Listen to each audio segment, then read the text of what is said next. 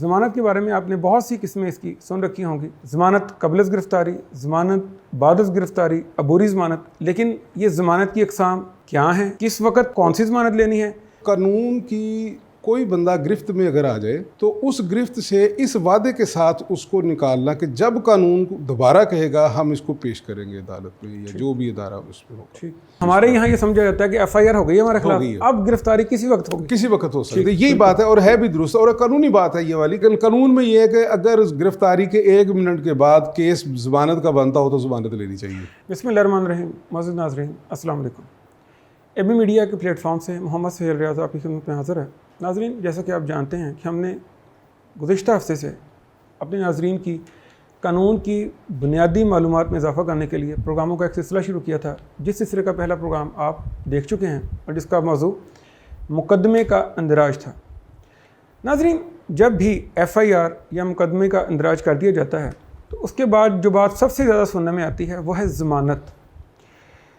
नाज़रीन, मसला आधा उसी वक्त हल हो जाता है जब आदमी को ये पता हो कि आगे करना क्या है। हमारे आज के प्रोग्राम का मौजू ज़मानत है। ज़मानत के बारे में आपने बहुत सी किस्में इसकी सुन रखी होंगी। ज़मानत क़ब्ल गिरफ़्तारी, ज़मानत बाद गिरफ़्तारी, अबूरी ज़मानत। लेकिन ये ज़मानत की अक़साम क्या हैं, किस वक़्त कौन सी ज़मानत लेनी है, इस बारे में आगाही के लिए हमें अपने मौजूद मेहमान एडवोकेट यूसुफ साहब को अपने प्रोग्राम में दावत दी है। आप माशाल्लाह गुज़िश्ता अरसा 33-34 साल से कानूनी मामलात के माहिर हैं। और इससे पहले कि मैं प्रोग्राम का आगाज़ करूं, मैं आपको ये बताता चलूं कि हम आज अपने प्रोग्राम में ज़मानत और उससे ताल्लुक़ रखने वाले तमाम वो अमामल जो कि किसी भी केस में अहम हैं और जिसमें किस किस्म की ज़मानत हमें चाहिए और वो उसका तरीक़ाकार क्या है, उसका हम मुकम्मल अपने मौजूद मेहमान से समझेंगे और अपने नाज़रीन की आगाही के लिए उसको आपके सामने पेश करेंगे। प्रोग्राम का आगाज़ करते हैं। अस्सलाम वालेकुम यूसुफ। यूसुफ, आज हमारा मौजू है ज़मानत। सबसे पहले हमारे नाज़रीन को आप ये बताएं कि ज़मानत क्या है, और हम इसकी बहुत सी अक़साम हमारे कानों से टकराती हैं, समात से हमारी टकराती हैं कि प्रोटेक्टिव बेल हो गई या ज़मानत क़ब्ल गिरफ़्तारी हो गई, बाद गिरफ़्तारी हो गई, बुरी, ये सारी चीज़ें क्या हैं? जी बहुत शुक्रिया। वालेकुम अस्सलाम। सुहेल साहब, बात यह है कि ज़मानत एक प्रोसेस है, एक रेमेडी है जो बंदे को जो गिरफ़्तार होता है ना उसको ये मिलती है, या जिसको गिरफ़्तारी का ख़तरा हो, ख़दशा हो, इस तरह। लेकिन इसका एक प्रोसेस है, उसको कहेंगे हम कि कानून की कोई बंदा गिरफ्त में अगर आ जाए तो उस गिरफ्त से इस वादे के साथ उसको निकालना कि जब कानून दोबारा कहेगा हम इसको पेश करेंगे अदालत में या जो भी अदारा उसमें होगा। अब ये बेशुमार मामलात ऐसे होंगे जहाँ पे होगी, लेकिन जो इस वक्त मुआशरे में मुस्तअमल हैं, जिनसे आम बंदे को रोज़मर्रा ज़िंदगी में वास्ता पड़ता है, वो 3 किस्में जो है ना वो बहुत अहम है या आम है।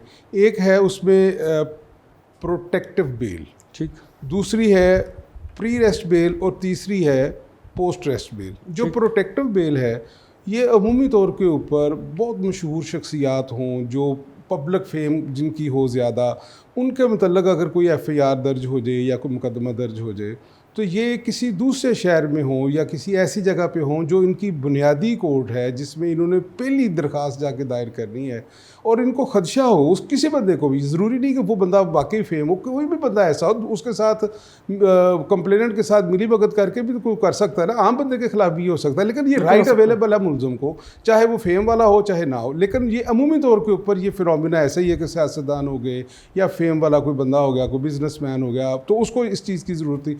अब वो है किसी दूसरे शहर में, अपनी उस कोर्ट में जिस तरह उसने जाके दाखिल करनी है बेल, वहाँ तक पहुँचने के अमल के दौरान उसको ख़तरा है कि मुझे रास्ते में गिरफ़्तार कर लिया जाएगा। तो फिर जो उसको नियरेस्ट हाई कोर्ट मिलती है वो जाके वहाँ पे प्रोटेक्शन बेल अपनी दायर करेगा कि मुझे जो है ये वाली कुछ इतरा दे दे कि मैं इस काबिल हो जाऊँ कि मैं अपनी रूटीन की जो मेरी ज़मानत अब की अदालत है ना पहली, उसमें जाके अपनी दरख्वास्त में सबमिट कर सकूँ। यानी उस शॉर्ट पीरियड के लिए। अब उसके बाद आ जाती है दूसरी हमारी प्री रेस्ट बेल। एक बंदा ऐसा है कि जिसका नाम FIR में आ गया है लेकिन उसको प्रोटेक्टिव बेल की ज़रूरत नहीं है, मसलन उसको पता चल गया, वो सुबह जाके आराम से करवा लेता, उसको कोई खदशा नहीं है, तो वो जाएगा अबूरी ज़मानत करवाने के लिए। वो कोर्ट में जा कर के इसकी सबसे पहली जो अदालत होगी अबूरी ज़मानत दायर करके वो सेशन कोर्ट होगी। जुर्म का ताल्लुक इससे कोई नहीं होगा, चाहे जुर्म मामूली नीयत का हो, ख़ास नीयत का हो, बड़ी नीयत का हो, हीनियस क्राइम हो, कुछ भी हो। इसकी अबूरी ज़मानत की सबसे पहली अदालत है सेशन कोर्ट, जहाँ पे जाकर के उसने एप्लीकेशन अपनी सबमिट छोटा सा सवाल मेरे ज़हन में आ रहा है कि जब भी FIR दर्ज होगी तो गिरफ्तारी लाजमी? ये ज़रूरी है कि दो चीज़ें हैं उसमें, कि अगर तो FIR होने के बाद गिरफ्तारी जो तफ्तीशी ऑफिसर है वो ये समझता है कि बंदा इसमें मुलव्वस नहीं, वो मुलतवी कर दे तो गिरफ्तारी नहीं होगी, वरना गिरफ्तारी जरूरी यानी हमारे यहाँ ये समझा जाता है कि FIR हो गई है हमारे खिलाफ, अब गिरफ्तारी किसी वक्त होगी, किसी वक्त हो सकती है। यही बात है और है भी दुरुस्त और कानूनी बात है ये वाली, क्योंकि उसके बाद दूसरा अमल यही होता है कि मुलजमान की तलाश शुरू होती है, फिर जिस वक्त मुलजमान नज़र आ जाते हैं तो वो उनको गिरफ्तार कर लिया जाता है। अब यहाँ पर वो जो अमल है ना अबूरी ज़मानत वाला, वो बंदे को तहफ़्फ़ुज़ फ्राहम करता है। इसके पीछे एक जो है ना मिथ है, एक इसके पीछे एक जिसे कहते हैं कि कानून की एक सेंस है, वो ये कि नंबर एक, किसी बंदे को गैर कानूनी नाजायज़ तौर के ऊपर मुलव्वस ना कर दिया जाए। जिस बंदे को गैर कानूनी और नाजायज़ तौर के ऊपर साजिशी और बदनीयती के साथ उसको मुलव्वस किया जाएगा, ये उसके लिए प्रोटेक्शन है, ये वाली अबूरी ज़मानत है जिसको हम कबल अज़ गिरफ्तारी कहते हैं या प्री रेस्ट बेल कहते हैं, ये उसके लिए जो है। ठीक, बिल्कुल ठीक। और ये फरमाइएगा यूसुफ साहब के हम एक सुनते हैं अबूरी हिफाजती ज़मानत, जी, यानी इसमें हिफाजती का एक लफ्ज़ ज़्यादा है, ये क्या चीज़ है? कि ये आमी किसी ज़मानत का नाम है या कोई ख़ास है? नहीं, ये थोड़ी ख़ास है जी, ठीक। ये CRPC के तहत नहीं होती, लेकिन जो होते हैं ज़वाबित और जो प्रिंसिपल हैं वही होते हैं, लेकिन इसके लिए कॉन्स्टिट्यूशनल पिटीशन दायर करनी पड़ती है।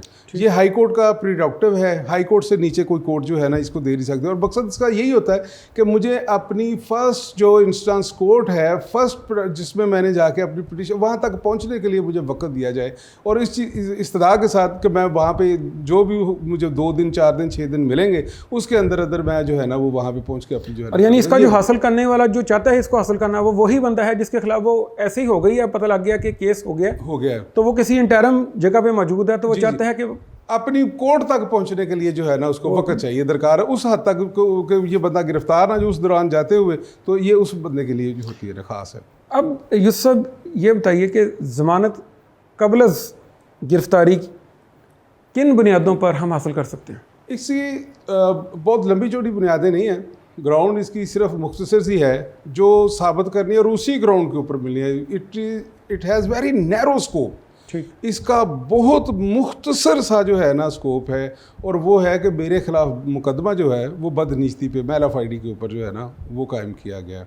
अगर तो वो बंदा जिसके खिलाफ वो मुकदमा है वो किसी FIR में 2 हैं 4 हैं 6 हैं, जो बंदा इस चीज़ को साबित करने में कामयाब हो जाए कि मेरे ख़िलाफ़ जो प्रीवियस इनमेटी है, कोई पुरानी जो चपकलश है या कोई सियासी चपकलश है, उससे सियासी लोगों के खिलाफ भी तो पर्चे होते हैं ना, तो वहाँ पे भी पता चल जाता कि ये बंदा तो यहाँ पे था ही नहीं, या इनमेटी नहीं थी, या इनमेटी है, या इसका कोई मामला लेना देना नहीं, तो बदनीति है इधर on the part of police या इधर on the part of complainant. तो वो इस एक सिंपल इतने से असूल के ऊपर हो रही है, इसलिए अमूमी तौर के ऊपर ये अवेलेबल तो हर बंदे को होती है, लेकिन ये कन्फर्मेशन वाले मामले पे सारी जो होती है ना पिटीशन वो नहीं जाती। इसमें आजकल एक थोड़ा सा कोर्ट ने थोड़ा सा लिया है इसमें मामला कि अगर कोई ऐसा जुर्म जो इतनी हीनियस नेचर का ना हो, आम नेचर का हो, और उसकी ज़मानत बाद अज़ गिरफ्तारी फौरी तौर के ऊपर 1 दिन या 2 दिन के बाद हो जानी होती हो सकती हो, तो उसमें अबूरी ज़मानत कन्फर्म कर देते हैं। वरना ये स्वाय बदनीति और उसको साजिश के अलावा साबित करने के अलावा ये ज़मानत का स्कोप नहीं, इसका सिर्फ एक ही स्कोप है कि MLFID जो है ना वो पर्चा हुआ है, मुकदमा हुआ है, उसकी हद तक होती है। ये सब ये थोड़ा सा एक वजाहत फरमा दें हमारे नाज़रीन के लिए। ये टर्म अक्सर लोगों को कन्फ्यूज़ करती है कि ज़मानत क़ब्ल गिरफ्तारी और अबूरी ज़मानत, क्या ये एक ही चीज़ के 2 नाम हैं? नहीं, एक चीज़ के नाम नहीं है, दो चीज़ें मुख्तलिफ हैं। क़ब्ल गिरफ्तारी होती है कि FIR हो गई, लेकिन आप गिरफ्तार होने से पहले कोर्ट में आकर के आप साबित करते हैं कि मैं दरख्वास्त पेश करते हैं कि मेरी ज़मानत ली जाए और मैं ये साबित कर सकता हूँ कि मैं बेगुनाह हूँ। ठीक, नंबर 1। नंबर 2, मेरे खिलाफ जो मुकदमा है ये वाला मुकदमा मेरे खिलाफ बदनीति के ऊपर मबनी है, तो इस चीज़ के ऊपर वो अबूरी ज़मानत मिल जाती है। और बाद अज़ गिरफ्तारी जो है उसमें तो बाद अज़ गिरफ्तारी वो अल्फाज ही बता रहे हैं कि वो बंदा गिरफ्तार हो चुका हुआ है। तो वो उसको अवेलेबल, उसका तरीक़ाकार, उसकी ग्राउंड्स, उसकी जो है ना वो कानून अलहदा है, इसके ज़ाब्ता अलहदा है, इसकी जो नॉर्म्स और प्रिंसिपल हैं वो अलहदा है। अच्छा, अब एक चीज़ ये है कि जो हमारे अबूरी ज़मानत हासिल कर लेता है वो उसके बारे में समझा जाता है ये पक्का मुजरम है। क्या हकीकत है ये बात? नहीं, इसका हकीकत के साथ कोई ताल्लुक नहीं, बल्कि ये एक ऐसा बंदा जो बेगुनाह है, वाक़तन बेगुनाह है, उसके लिए ये बहुत बड़ी हेल्पफुल रेमेडी है। उसको ये किसी सूरत में भी ये वाली बात कंफर्म नहीं है हो सकती कि वो बंदा जो है ना कि वो एक मरतबा अबूरी ज़मानत करवा लेगा तो अब वो पक्का मुलज़म बन गया या उसको मुलज़म के कटाए, वो ऐसा कोई मसले वाली बात नहीं। वो अपनी सहूलत को अवेल करे। बिल्कुल ठीक। सहूलत ये है कि आप गिरफ्तारी के बगैर अपना मौक़िफ़ खुद अपनी ज़ुबान से पेश करें, ये सहूलत है इसके पीछे कि एक मुलज़म के ख़िलाफ़, एक बंदे के ख़िलाफ़ मुकदमा दर्ज हो गया तो चाहिए जाए कि वो फौरी तौर के ऊपर कानून के शिकंजे में आ जाए और वो अपना मुद्दा बयान ना कर सके। तो ये यहाँ पे इसको सहूलत है कि उसको पता है कि मैं बेगुनाह हूँ, तो वो अपनी सहूलत के लिए अपने कोर्ट के सामने, आईओ के सामने, तफ्तीशी के सामने या अपने पुलिस के हुकाम के सामने अपनी बेगुनाही को साबित करने के लिए अपना रिकॉर्ड पेश करे, अपने सबूत पेश करे, वो ज़ाती तौर के ऊपर अपना कर सकता है। ये उसको सहूलत है। बिल्कुल ठीक। और इसकी कोई खास शराइत? शराइत ये है कि नंबर एक, पहली बात यह है कि कोर्ट जो आर्डर दे उसको पाबंद होना पड़ेगा, शामिल तफ्तीश होना पड़ेगा, मुचलका देना पड़ेगा, हर तारीख में उसको खुद हाज़िर होना पड़ेगा। ये लाजमी शराइत है। इसके बगैर एक भी शर्त काम हो तो अमूमी तौर के ऊपर ये जो फैसिलिटी दी होती है कोर्ट ने वो विड्रॉ कर ली जाती है, वापस ले ली जाती है। अबूरी ज़मानत के लिए जो होता है ना, बड़ा ये सेंसिटिव इशू होता है मामला, इसमें कोर्ट की जो डायरेक्शन होती है उसको फॉलो करना बहुत ज़रूरी होता है। जी ये सब ये फरमाएं कि हम अक्सर ये सुनते हैं कि अबूरी ज़मानत करवा ली है, अब अबूरी ज़मानत कन्फर्म हो गई है। हाँ जी, तो ये कन्फर्मेशन लगा प्रोसेस है। हाँ, अब होता ये है कि हम एक बंदे ने ज़मानत जाके करवा ली, अब उसके पास अभी सिर्फ इतनी बात है कि मेरे खिलाफ ये मुकदमा है और मैं इसको अपने आप को बेगुनाह साबित कर सकता हूँ और मेरे खिलाफ मुकदमा जो है मबनी बर बदरीत है, जिस तरह हम रिपीट कर रहे हैं। अब जब ये चीज़ें सारी कोर्ट के सामने वो बयान करे, आर्गूमेंट करता हुए, आप उसका बहस करते हुए, दलाइल देते हुए, और कोर्ट उसके इस मौक़िफ़ के साथ इत्तफाक करे कि हालात और वाक़यात के मुताबिक ये बंदा वाक़तन बेगुनाह है या इसको गैर कानूनी तौर के ऊपर बदनीयती और साजिश के साथ मुलव्वस किया गया है, तो उस बंदे की ज़मानत कन्फर्म हो जाएगी। बिल्कुल ठीक। अब ये फरमाएं कि इसका कोई ख़ास दुरानिया रखा है कि ये 3 महीने, 5 महीने या अनलिमिटेड? नहीं, इसका ना दुरानिया है, ना ये अनलिमिटेड है, ना ये 1 हफ़्ते के लिए, ना 2 हफ़्ते के लिए। इसकी एक चीज़ अमूमी तौर के ऊपर, अगरचे पुलिस की जो ओपिनियन होती है वो कोर्ट्स के ऊपर बाइंडिंग नहीं होती, कोर्ट उसकी पाबंद नहीं होती, लेकिन फिर भी अमूमी तौर के ऊपर जज साहिबान जो होते हैं वो एक मरतबा कहते हैं कि तफ्तीश का प्रोसेस जो है वो मुकम्मल हो ले। जिस वक्त तफ्तीश का प्रोसेस मुकम्मल हो जाता है तो उसके दरमियान उस दौरान किसी को गुनाहगार करार दे दिया, उसको मुलव्वस मुलज़म में, गुनाहगार तो खैर नहीं कहना चाहिए, मुलज़म को उसके केस में मुलव्वस करार दिया या गैर मुलव्वस करार दिया, तो उसकी बुनियाद के ऊपर फिर इसका फैसला जो होता है ना वो हो जाता होता है। ये सब जराइम हम आम तौर पे इसके 2 हिस्से करते हैं। एक है ऐसे नॉन बेलेबल, यानी ऐसे जराइम जो कि जिनकी ज़मानत नहीं हो सकती, और ऐसे जराइम जिनकी ज़मानत हो सकती है। तो नाकाबिले ज़मानत जो से जराइम हैं, अगर उनमें बंदा ज़मानत लेना चाह रहा है तो उसको क्या करे फिर? पहली बात तो यह है कि जो 2 किस्में आपने बयान की है बिल्कुल ऐसे ही कि अपना एक होती है बेलेबल, दूसरे होते हैं नॉन बेलेबल। ठीक है। जो नॉन बेलेबल होते हैं उनको तो हम लेटर ऑन डिस्कस कर लेते हैं। जो बेलेबल होते हैं ना ऑफेंसेस, उसमें मुलज़म का ये हक होता है, ये as a matter of right उसको जो है ना ज़मानत वो मिलती है। सेल्डम कि कोर्ट जो है ना वो इसमें मुदाखलत करे, लेकिन वो एक्स्ट्रा ऑर्डनरी किस्म के, यानी बहुत वोलेटाइल मैटर हो, एक्स्ट्रा ऑर्डनरी किस्म के कोई सर्कमस्टांसेस हों तो वो इसमें रिफ्यूज़ करे तो करे, वरना इसमें कानून कहता है जब बेलेबल है तो वो कैसे उसको बेल नहीं दी जा सकती, तो वो उसका as a matter of right होगा। लेकिन जो दूसरे हैं नॉन बेलेबल, उसके लिए उसको पिटीशन दायर करनी पड़ेगी। उसके लिए उसको पिटीशन दायर करने के बाद उसके जो पैरामीटर्स है उसके मुताबिक उसको अमल दरामद करने का, फिर वो जा करके मिलेगी। बिल्कुल ठीक।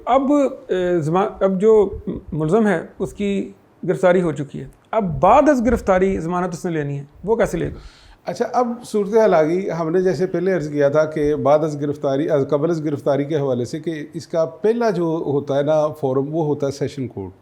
अब गिरफ्तारी हो गई है मुलज़म की, अब उसका फोरम जो है ना उसके जुर्म की नोयत के साथ चेंज हो जाएगा। मसलन अगर उसके जुर्म की नोयत है 3 साल 4 साल 5 साल तक 7 साल तक, तो वो उसका फोरम जो है फर्स्ट क्लास आ जाएगा। उससे ज़्यादा हो जाएगी वो सेक्शन 30 में चला जाएगा। उससे ज़्यादा हीनियस ऑफेंसेस में खुदा न खास्ता आ जाएगा, मसलन मर्डर या कोई इस तरह का कोई मामला आ जाएगा, तो वो चला जाएगा सेशन कोर्ट का, फिर उसका बनेगा। तो इसलिए सब पहली बात ये होगी कि जो उसकी ट्रायल कोर्ट होगी जिसमें उसका केस चलना होगा, पहला फोरम उसका वो कोर्ट होगी बादस गिरफ्तारी के लिए। वहाँ उसने पहली दरख्वास्त जो है ना मुलज़म ने दायर करनी है, तो फिर वो उसके ऊपर जो दायर करेगा, फिर ये है उसका तरीक़ाकार। बिल्कुल ठीक। और क्या इसमें किसी शराइत के ऊपर भी ज़मानत करेंगे कि ये इन शर्तों पर ज़मानत दी जा रही है? हाँ, असल में वो होता है कि अगर कंप्रोमाइज़ हो गया पार्टीज़ का, तो कंप्रोमाइज़ को अपना कंप्रोमाइज़ जो है ना, जो जुर्म है उनका वो कंपाउंडेबल है, वो काबिल राज़ीनामा है। तो वो राज़ीनामा की शराइत अगर उसमें रख ली जाए, तो वो अगर उन शराइत के ऊपर पूरा ना उतरे तो विड्रॉ की जा सकती, ज़मानत की मनसूखी के लिए जो है ना वो लिखा जा सकता, किया जा सकता है। अगर जैसा भी लिख दे तो वो उसके लिए ज़्यादा जो है ना वो फैटल साबित हो सकती है। बिल्कुल ठीक। और ये जो बादस गिरफ्तारी ज़मानत है, इसके कुछ असूल भी हैं? बादस गिरफ्तारी जो ज़मानत है उसके कुछ असूल हैं, कुछ पैरामीटर्स हैं। एक वो उन असूल और पैरामीटर्स के बगैर जो है वो नहीं। अब उसमें सबसे पहले जो बुनियादी बात है उसने जो साबित करना है ना, वो ये साबित करना है कि मैं इस जुर्म में मैं ज़ाती तौर के ऊपर बराह रास्त मुलव्वस नहीं हूँ। बिल्कुल ठीक। जब वो इस चीज़ को साबित कर देगा तो यही इसके जो है ना असूल, इसका जो है ना वो सबसे बेहतर असूल है, इसी के ऊपर उसकी ज़मानत होनी है बादस गिरफ्तारी। बिल्कुल ठीक। ये सब ये फरमाएं कि क्या कोई ऐसे जराइम भी हैं कि जिनको जराइम की किस्म हमें जज साहब या ज़मानत देने वाली जो अथॉरिटी है वो ज़हन में रखेगी उसकी ज़मानत देते वक्त, और कि ये जराइम हैं, इनकी ज़मानत देते वक्त मैंने सारा कुछ? ये फिनोमिना जो होता है ना जी, ज़्यादा अमूमी तौर के ऊपर बादस गिरफ्तारी जो ज़मानत होती है ना, उसमें ये ज़्यादातर देखा जाता है। और उसमें दो कैटेगरी हैं, एक होती है प्रोहिबिटरी क्लास और दूसरी होती है नॉन प्रोहिबिटरी क्लास। और इसको अमूमी तौर के ऊपर हम समझने के लिए इस तरह तकसीम कर देते हैं कि प्रोहिबिटरी क्लास में वो मुकदमात होते हैं जो 10 साल और 10 साल से तजावुज़ वाली सज़ा वाले हों। 10 साल सज़ा हो मिनिमम, और मैक्सिमम जितनी भी हो उसकी हो, सज़ाए मौत हो गई, उम्र कैद हो गई, 14 साल हो गई, 25 साल हो गई, ये वाले जितने भी जराइम होंगे ना, ये ममनुआ क्लास में आते हैं, जिसको कहते हैं प्रोहिबिटरी क्लास वाले। तो जो दूसरे हैं नॉन प्रोहिबिटरी क्लास वाले, वो 7 साल हो गई, 4 साल 5 साल 3 साल। तो उसमें फिर एक बात आ जाती है कि अमूमी तौर के ऊपर उसमें कवानीन के साथ साथ अदालत भी इसकी रोज़ तशरीह करती रहती है, असूल व ज़वाबित मुरतब करती रहती है, नए नए कानून के ज़रिए जो फैसले के ज़रिए अपने मामलात को जो है ना वो सबऑर्डिनेट कोर्ट को गाइडेंस देती रहती है। उसमें अमूमी तौर के ऊपर जो नॉन प्रोहिबिटरी क्लास वाले होते हैं उसमें भी यही कहा जाता है कि ये भी as a matter of right इसको दे देनी चाहिए, ता वक्त ये कि उसने कोई ऐसा काम या ब्लंडर ना किया हो, जुर्म रिपीट ना किया हो, कोई इस तरह का कोई मामला ना किया हो जिसमें जो है ना वो कोर्ट एक्सेप्शन सूरत हाल को इख्तियार करे। तो इसी तरह प्रोहिबिटरी क्लास वाला जो मामला, उसमें अमूमी तौर के ऊपर ये तसव्वुर किया जाता है कि अमूमी तौर के ऊपर इसको ज़मानत नहीं देनी, ता वक्त ये कि वो बंदा अपना केस एक्स्ट्रा ऑर्डनरी या प्रोहिबिटरी वो एक्सेप्शन में ना लेकर के आ जाए कि मुझे ये इस्तिस्ना है, इसमें मुझे प्रोहिबिटरी क्लास में भी केस फाल करता तब भी मुझे जो है ना ज़मानत दी जाए। वो अगर बेड आउट करते तो फिर उसमें बिल्कुल ठीक। जो ममनुआ क्लास में नहीं आते ऐसे मैटर्स जो कि नॉन प्रोहिबिटरी हैं, इनमें ज़मानत का तरीक़ाकार क्या है? उसमें सिचुएशन ये है कि नॉन प्रोहिबिटरी क्लास में वो जुर्म की नोयत जो होती है वो ज़रा उस नोयत की नहीं होती जिस तरह की प्रोहिबिटरी क्लास वाली होती है। उसमें जो जज साहबान हैं और अपेक्स कोर्ट्स हैं, बड़ी कोर्ट्स हैं, उन्होंने थोड़ा रिलैक्सेशन जो है ना वो पैदा की हुई है कि इसमें अगर कोई मुलज़म आ जाए तो उसको पहला जुर्म हो या उसका कोई इतनी शिद्दत ना हो, उसके जुर्म की नोयत जो है ना वो इतनी हीनियस ना हो, तो उसको अमूमी तौर के ऊपर जो है ना ज़मानत दी जा सकती है। लेकिन इसमें एक रवाज अब चल गया, कानून में उसकी कोई है नहीं है, लेकिन कोई 2 माह के बाद ले लेते हैं। मसलन चेक का केस है, थोड़ी अमाउंट का है तो 15-20 दिन के बाद ले लेंगे, थोड़ी ज़्यादा अमाउंट का है तो वो उसको 1 माह के बाद जो है ना वो बेल ले लेंगे। फिर उससे ज़्यादा अमाउंट वाली अगर कोई आ जाती है 10 लाख या 10 लाख से तजावुज़ करते हैं तो सेशन साहब उसकी ज़मानत ले लेंगे। ये ऐसी सच इनकी अपनी एक जजमेंट है, अपने कोर्ट का एक टेंडेंसी है, इसको कहा जा सकता है कोर्ट टेंडेंसी है। लेकिन कानून में ये है कि अगर गिरफ्तारी के 1 मिनट के बाद केस ज़मानत का बनता हो तो ज़मानत लेनी चाहिए। ये सब ये फरमाया कि जो ममनुआ या प्रोहिबिटरी जो क्लास है, अब उसके अंदर ज़मानत हो ही नहीं सकती या कोई रास्ता है?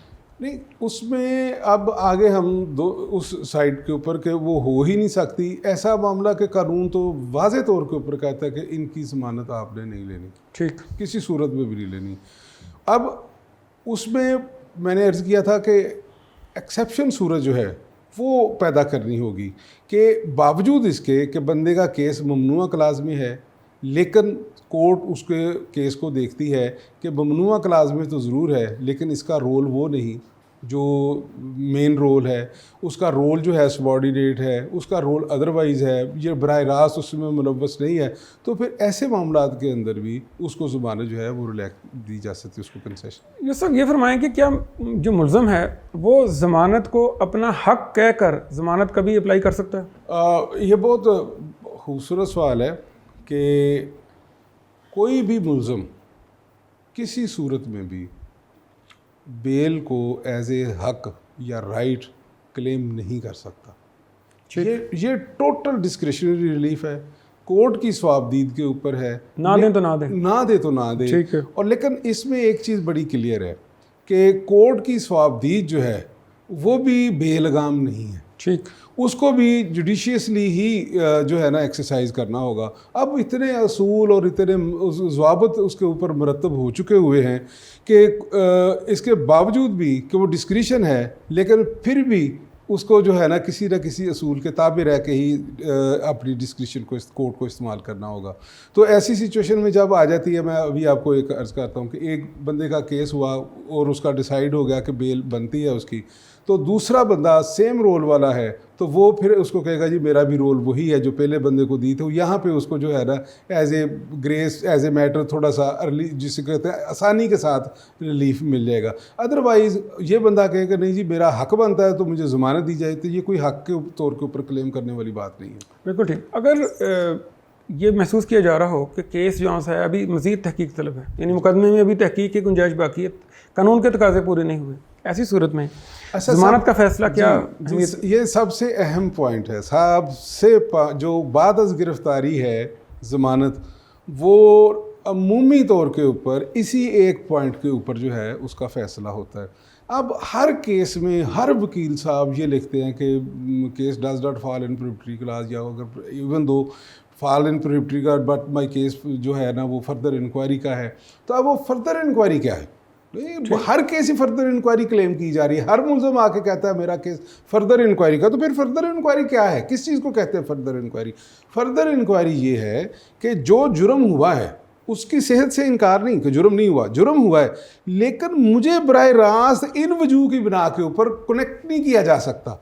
जो चीज़ कानूनी तौर के ऊपर मेरी कानून को अपना इस जुर्म के साथ लिंक करने वाली है वो लैकिंग है, वो अदम दस्तयाब है, तो वो कोर्ट देखती है कि वाकई चेन जो है ना एविडेंस की वो ब्रेक करती है, या ऐसी सिचुएशन आ जाती है कि जहाँ पे शहादत जो है वो थोड़ी इस हद तक नरमी या कोई कमी कमज़ोरी रह गई है, तो फिर वो फर्दर इंक्वायरी का केस जो है ना वो बेड आउट हो जाता है। तो कोर्ट अमूमी तौर के ऊपर बाद अज़ गिरफ्तारी वाले इसी एक पॉइंट के ऊपर जो है ना अमूमी तौर के ऊपर बेल करते हैं, ज़मानत देते हैं।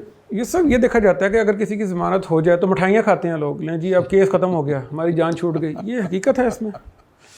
केस जिस तरह पहले एक गलत फिनोमिना बना हुआ ना अबूरी ज़मानत के मतलब कि अगर किसी ने अबूरी ज़मानत करा ली तो वह पक्का मुल्ज़िम बन जाएगा, इसी तरह ये भी एक गलत फहमी है कि अगर किसी बंदे की ज़मानत हो गई है तो वो बंदा जो है अब फारग है। अब ज़मानत क्या चीज़ है? अब ज़मानत ये है कि बंदे के मतलब जब तक कोर्ट की तरफ से शहादत पेश होने के बाद ये फ़ैसला ना हो जाए कि ये बंदा वाक़तन ही मुजरम है, जब तक ये फ़ैसला ना आ जाए तब तक बंदे को इनोसेंट तस्वर किया जाता है। अब एक बंदा उसके ख़िलाफ़ सिर्फ एलिगेशन है, एफआईआर एक एलिगेशन ही है ना। अब एलिगेशन की बुनियाद के ऊपर कितनी देर बंदे को अंदर रखा जा सकता है? तो फिर ये वाली जो बात अभी आपने कहा ना कि वो केस जो होता है वो ये तासर देता है कि वो ख़त्म हो गया, वो ख़त्म नहीं होता केस।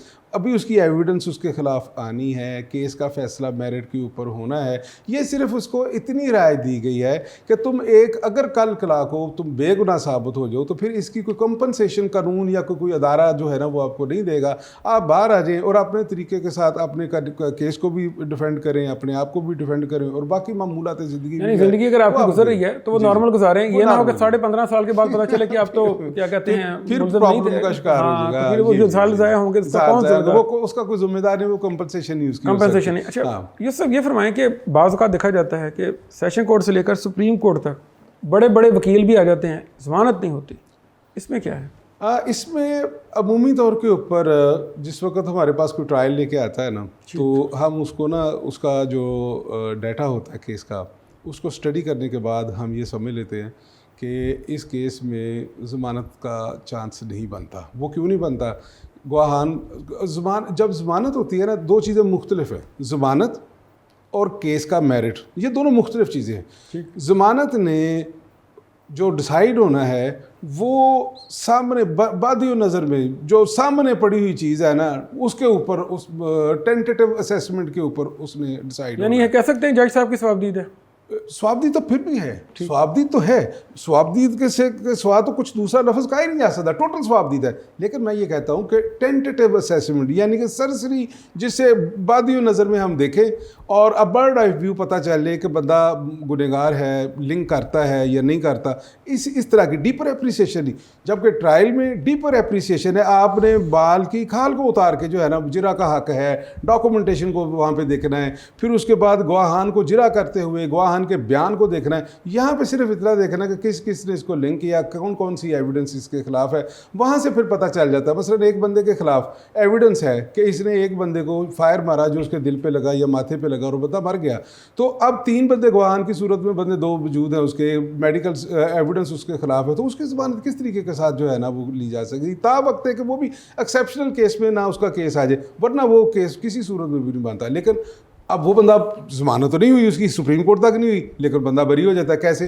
गवाहान उस क्वालिटी की उसके खिलाफ शहादत नहीं देते, तो उसका मेरिट और है, इसका मेरिट और है, तो वो केस में बरी हो जाता है। ये है उसका बुनियादी फ़र्क कि कोई बंदा अगर ज़मानत जो है वो सुप्रीम कोर्ट तक नहीं होता तो उसका मतलब ये है कि बुनियादी तौर पर एविडेंस उसके पास प्रेमा फेशी जो है ना उसको लिंक कर रही हैं, हाँ लिंक कर रही हैं उसको उस चीज़ के साथ। बिल्कुल ठीक। अब कोई कानूनी रियायत भी ऐसी है जिसके तहत ज़मानत हो सके? हाँ, कानूनी रायत कुछ तबके कह लें जिनके लिए ये अवेलेबल है। मसलन नाबालिग है बच्चा जो विनाइल सिस्टम में चला जाएगा, औरत है, फिर सिख है, 60 प्लस उम्र हो गई है। अब 60 प्लस वाली तो बात इतनी खैर नहीं मानी जाती क्योंकि 60 प्लस में बंदे तवाना होते हैं, कोई इतने नातवा नहीं होते। लेकिन डिज़ीज़ आ जाती है कोई ऐसी सीरियस, मसलन हार्ट की सर्जरी उसने करवानी है, कोई कमर का कोई ऐसा इशू आ गया, लंग्स का ऐसा इशू आ गया, कोई वैसे ही न्यूरो की कोई प्रॉब्लम आ गई जो जिसकी ट्रीटमेंट जो है वो उसमें नहीं अवेलेबल, तो इसी तरीके के साथ कोई हार्ट सर्जरी वाला मामला आ गया, कोई सीरियस एलिमेंट आ गई, तो ऐसी सिचुएशन में वो मेडिकल ग्राउंड के ऊपर जो है ना वो ली जाए। ये है वो एक्सेप्शन जो कानून के तहत ही अवेलेबल है। और बच्चे को ऐसे भी केसेस देखे हैं कि वालदा गिरफ़्तार हुई है और वो सज़ा भी हो गई, अपना उसको गिरफ़्तार होने के बाद वो जेल में है, तो वो वहाँ पे अल्लाह पाक ने उसको औलाद से नवाज दिया। अब वो इस ग्राउंड के ऊपर आ गई कि मैं तो कसूरवार हूँ, मेरा बच्चा तो कसूरवार नहीं है, तो अब इस ग्राउंड के ऊपर उसको जो है ना वो बेल मिल गई। लेकिन हमारा भी एक थोड़ा सा एक प्रॉब्लम है हमारा माशरे के रहने वाले लोगों का भी कि अगर कोई किसी तबके को रायत मिलनी शुरू हो जाती है तो हम जितने भी है ना उस तबके के ज़रिए जराइम करना शुरू करते हैं जो ऑर्गेनाइज्ड क्राइम है। ऑर्गेनाइज क्राइम की भी किस पे कभी डिस्कस करेंगे। तो जो ऑर्गेनाइज़र होते हैं क्राइम करने वाले, ऑर्गेनाइज्ड क्राइम करने वाले, मसलन ये जो चर्स माफिया है या हीरोइन माफिया है या ड्रग माफिया है, ये ऑर्गेनाइज्ड क्राइम होते हैं, वो डेफिनेटली ऑर्गेनाइजर्स होते हैं इनके पीछे। तो वो जब देखते हैं कि खातून को, पिछले दिनों उन्होंने कहा कि खातून जो है ये तो इन्वॉल्व नहीं हो सकती, तो अब उन्होंने क्या करना शुरू कर दिया, उन्होंने एक गाड़ी लेनी तो उसमें 2 फीमेल्स को अपनी फैमिली को बैठा लेना, तो वो भी इन्वॉल्व होती थी उसमें, तो वो उनको भी लेके जाना को ये पता चले कि परमाशे कि ये कोई फैमिली जा रही है किसी जगह के ऊपर। तो ये होता है किसी कंसेशन का मिसयूज़ करना। तो फिर वो जो मिसयूज़ वाली बात आती है तो फिर वहाँ पे जो रायत मिली हुई होती है वो भी रुक जाती है, वो भी विदहेल्ड हो जाती है। तो ये चीज़ें जो है मसलन ख़ातून का होना, ख़ातून की एलमेंट होना, किसी बंदे का होना, सीरियस एलमेंट में होना, बच्चे का होना, नाबालिग की सूरत में, तो इन सूरतों में ज़माना जो है ना वो बावजूद इसके केस नॉन प्रोहिबिटरी क्लास में आता है या ये स्पेशल के तौर पर ट्रीट किया जा सकता है। एक सवाल मेरे जहन में आ रहा है, पिछले दिनों एक वीडियो देखी, उसमें एक पुलिस कस्टडी में कोई नेचुरल काज से डेथ हो गई किसी की, यानी इसमें किसी चीज़ का कुछ नहीं था, लेकिन हॉस्पिटल में इसकी डेड बॉडी पड़ी है, इसके उन्होंने अंगूठे बांधे हुए हैं, लेकिन टांग को हथकड़ी लगी हुई। ये क्या सूरत है? ऐसी सिचुएशन होती है कि जो ना इसको एक कानून है अलग से, ये टॉपिक अलहदा है, जिसे कहते हैं कस्टोडियल अपना टॉर्चर। ये कस्टडी में ज़रूरी नहीं, कस्टोडियल डेथ कहते हैं उसको, कस्टोडियल डेथ। ये ज़रूरी नहीं कि वो टॉर्चर के ज़रिए बंदा मरे, या उसकी तहकीक ही अलग से होनी है, वो FIA करेगी, वो कानून है, वो पुलिस की कस्टडी में उसको पकड़ते ही अगर हथकड़ी लगी है या उसको थाने में लेके गए, उसको मारा है नहीं मारा है, टॉर्चर हुआ है नहीं हुआ है, उसका इसके साथ कोई सरोकार नहीं। तो वो होता फिर ये है कि वो आप उसको जिस वक्त इस तरह की सिचुएशन आ जाती है, अगर वो जंप ओवर कर जाए उस तरफ को FIA वाले, तो फिर वो जो है जहाँ है जैसे है कि बुनियाद में पीछे हो जाना होता है, उसको छेड़छाड़ नहीं करनी होती, वो उधर ही रहने देना होता है उसको, नहीं फिर वो कड़ी लगी है तो लगी रहे, नहीं तो फिर FIA ने आके जो है ना उसको तहकीकात करनी है। अच्छा ये सब ये फरमाएं कि हम अक्सर TV में तो बहुत अब सुनने में आता है कि मुचलके जमा कराने से जी ये हो गया तो उसकी ज़मानत हो गई, मुचलका है क्या? हाँ, ये बड़ी अच्छी बात है। अब देखिए कि आप ज़रा एक चीज़ को मद्देनज़र रखें, ज़हन में रखें, तो ज़रा ये समझने में आसानी हो जाएगी। हमने जद्दोजहद की कि हम ज़मानत करवा लें, हम गए प्रोटेक्टिव बेल में, हम गए अबूरी ज़मानत के लिए कोर्ट में, हम गए बादस गिरफ़्तारी में कोर्ट के लिए। जिस वक्त कोर्ट ऑर्डर करेगी वो गारंटी लेगी कि मेरे आर्डर पे अमल दरामद होगा, ठीक, और अगर नहीं होगा तो इतना तावान या जुर्माना वो आपको जमा करवाना पड़ेगा। तो वो मुल्ज़म ख़ुद तो नहीं इस मामले में आ सकता, वो अपने तरफ से एक बंदा जो है वो नामज़द करेगा कि ये मेरा भाई है, मेरा ये चचा है, मेरा ये रिश्तेदार है, ये इसकी प्रॉपर्टी है, और वो बंदा ख़ुद ओन करेगा कि मैं अपने इस बंदे की ज़मानत देता हूँ। और कोर्ट जो ऑर्डर है उस पर वो तहरीर करेगी कि इतनी श्योरिटी जो है ना, ज़मानत अमाउंट जो है आपने उसका दाखिल करवाना है। मुचलका होता है between the person and court, एक श्योरिटी बॉन्ड, एक ज़मानतनामा एग्रीमेंट, कि जब भी कोर्ट इस बंदे को तलब करेगी मैं इसको कोर्ट के सामने पेश करूंगा, अगर मैं पेश करने में नाकाम हुआ तो जो कोर्ट ने ऑर्डर किया हुआ है वो मैं और मेरी प्रॉपर्टी मैं कोर्ट के सामने पेश करने का पाबंद हूँ। ये चीज़ होती है, ये हम चल का। अच्छा, फ़र्ज़ किया अब एक बंदे ने ज़मानत करा ली, चल के जमा कराए, ज़मानत दे दी, सारा कुछ, और वो गायब हो गया। अब क्या होगा? अब कानून क्या करेगा? देखता रह जाएगा? नहीं, कानून कभी भी नहीं ऐसा होता कि अधूरा हो या किसी जगह के ऊपर जो है ना उसके पास जवाब ना हो। उसने पहले ही सारी चीज़ें जो होती हैं उसको मद्देनज़र रख के उसने इस चीज़ का कोई लायामल तरतीब दिया होता है। ये होता है 514 की कार्रवाई CRPC के तहत होती है कि अगर कोई ऐसी सिचुएशन आ जाए, पहले मुल्ज़म को गैर हाज़िर हो गया, मुल्ज़म को नोटिस जाएगा, वारंट जाएगा, फिर पता चल गया कि अब ये नहीं आ रहा, फिर उसके वारंट के बाद उसका इश्तिहार आएगा, वो हो जाएगा। साइमल्टेनियसली जो उसका ज़ामन होता है उसको भी 514 की कार्रवाई के लिए जो है ना नोटिस दिया जाएगा कि बंदा आपने हमसे ज़मानत पे लिया था, पेश करो। अब वो कहता है जी मुझे नहीं पता वो कहाँ चला गया, स्केप कर गया, मुझे भी नहीं पता, मेरा अगरचे भतीजा था, रिश्तेदार था, या जो भी था उसका, लेकिन मुझे नहीं पता, वो मेरे कहने पे आ नहीं रहा, या मुझे पता ही नहीं, मैं पेश ही नहीं कर सकता। तो फिर कोर्ट उसको वो जो तावान वादा किया था उसने, वो 10 लाख था, 1 लाख था, 5 लाख था, वो कोर्ट पूरा का पूरा उसको जो है ना वो कर देगी, उसके ऊपर नाफज कर देगी। तो वो फिर उसको जमा करवाना पड़ेगा। अब उसके पास कोई प्रॉपर्टी नहीं है, अपना नकद नहीं है, तो प्रॉपर्टी है, तो वो प्रॉपर्टी सेल करके उसकी जो है ना वो तावान जो है ना वो लिया जाएगा, उससे वसूल किया जाएगा। वकील साहब, लेकिन इसमें यह है कि अगर इसमें कोई मुजरिम उसको पता हो कि मैंने मुल्क से भाग जाना है, कोई लाख, 2 लाख, 3 लाख, 4 लाख, वैसे भी तो रिश्वत देनी है, मैं रिश्वत ना दूँ, मैं ये तरीक़ाकार इख्तियार करूँ, और ये वो जिस तरह आप कहते हैं कि प्लान्ड क्राइम, कि वो करके उसके बाद वो फ़रार हो जाए, तो ये ज़मानत वो भर दें तावान, तो फिर ये तो ऑर्गेनाइज क्राइम इसी चीज़ को कहते हैं। तो फिर ये ऐसे तो बड़ा आराम से हो सकता है। हो जाता है ये वाली बात। इसमें फिर कोर्ट अमूमी तौर के ऊपर इस तरह के जब हीनियस वाले मामला आते हैं तो फिर वो डबल में चलका कर देते हैं। एक नहीं बंदे को 2 जामन ले लेते हैं, 2 जामन की बजाय वो हैवी शोटी जो है ना वो कर लेते हैं। वो भी ज़रा कोशिश करते हैं अपने तौर के ऊपर within compass of the कानून ही रहना है ना, within compass of law ही उन्होंने काम करना है, तो फिर वो ये इस तरह की सूरत हाल बना लेते होते हैं। ये सब ये फरमाएं कि किसी बंदे की ज़मानत हुई है जी, कोई इसको मनसूख करवा सकता है? अब वो ये इंटायरली डिफरेंट आ गई बात। जिस तरह ग्राउंड्स है ना कबल अज़ गिरफ़्तारी की, फिर बाद अज़ गिरफ़्तारी की, इसी तरह इसकी भी इस्टेब्लिश्ड ग्राउंड है। यानी कि फ़ौरी तौर के ऊपर अगर किसी की ज़मानत हो गई है तो वो फ़ौरी तौर के ऊपर हम लेकर के किसी बेल कैंसिलेशन की एप्लीकेशन को चले तो फ़ौरी तौर के ऊपर वो एक्सेप्टेबल नहीं होगी, ना ही वो मानी जाएगी, इल्ला कि आप ये साबित कर दें कि जो ऑर्डर हुआ है वो वाकई परवर्स है, वो वाकई जो है ना वो इलीगल है, उसमें ये इलीगलिटी है, ये मामला देखे नहीं जा सके, वो फिर कोर्ट देखती है। फिर भी 19-20 का फ़र्क हो तो फिर भी कैंसिल नहीं होती।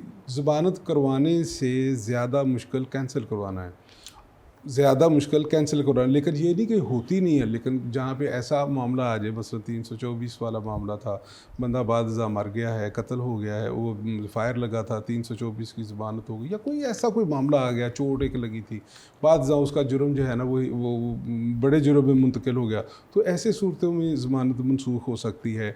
फिर उसके बाद ऐसी सिचुएशन भी आ जाती है कि वो रिपीट करता है, बार भाग जाने का ख़तरा, जिस तरह अभी आपने बयान की। एक और सूरत मेरे ज़हन में आ रही है कि अब ज़मानत हो गया, ठीक है, अब ये बंदा बाहर निकला है, बजाय इसके कि सुकून से बैठे और अपनी ज़िंदगी गुजारे और केस फेस करे, ये पहुंच जाता है जिसने इनके ऊपर केस किया हुआ उसको धमकाता है कि लो जी अब इसकी पैरवी करके दिखाओ, या फर्दर होने के लिए प्रॉब्लम बनता है। तो इस सूरत में फिर क्या होगा? जी, यही मैं अर्ज़ कर रहा था कि ये एक ग्राउंड है कि वो बंदा ये तय करता है कि मैं जो मेरे ख़िलाफ़ शहादत है उसको सवार नहीं करूँगा, उसको ख़राब नहीं करूँगा। अगर वो ख़राब करे या इस तरह का कोई मामला करे तो फिर इस ग्राउंड के ऊपर उसकी बेल जो है वो कैंसिलेशन की तरफ जा सकती है, उसको कैंसिलेशन की जो है ना वो कोर्ट उसके ख़िलाफ़ ऑर्डर कर सकती है। अगरचे ऐसी सिचुएशन में ज़्यादा से ज़्यादा जो अपना वो बंदा होता है जिसके ख़िलाफ़ ये धमकियाँ दी जा रही हैं वो 506 की कार्रवाई करेगा। 506 की कार्रवाई को अमूमी तौर के ऊपर जो है ना वो कोर्ट्स नहीं तस्लीम करती, लेकिन वाज़ेह सबूत के साथ जो है ना वो अगर कोई बातचीत आ जाए, मसलन उसकी कोई रिकॉर्डिंग आ गई है, कोई उसका जो है ना वो किसी किस्म का उसका घर में जाना साबित हो जाता है, फिर उसके बाद उसकी लॉलेसनेस या उसका फिर दोबारा अटैक जो है ना वो आ जाता है, अटैक की सूरत आ जाती है, जहाँ से डॉक्यूमेंट्री एविडेंस के साथ ये साबित हो जाए कि वाकई इसने कानून से ली हुई जो बेल थी, जो रियायत थी, उसको मिस यूज़ किया, तो वो मनसूख हो सकती है। सब उसमें नहीं है मामला मनसूख। यूसुफ आपका बहुत शुक्रिया, आपने ज़मानत की सारी सूरतों को हमारे सामने बहुत वाज़ेह किया, हम आपके शुक्रगुज़ार हैं। इंशाल्लाह किसी नए मौजूद के साथ आपके साथ फिर एक नशिस्त रखेंगे। इसके साथ ही नाज़रीन हमारे आज के प्रोग्राम का वक्त तो ख़त्म होता है। हमारे मुअज़्ज़ज़ मेहमान ने हमें ये बात बहुत अच्छी तरीके से समझाई है।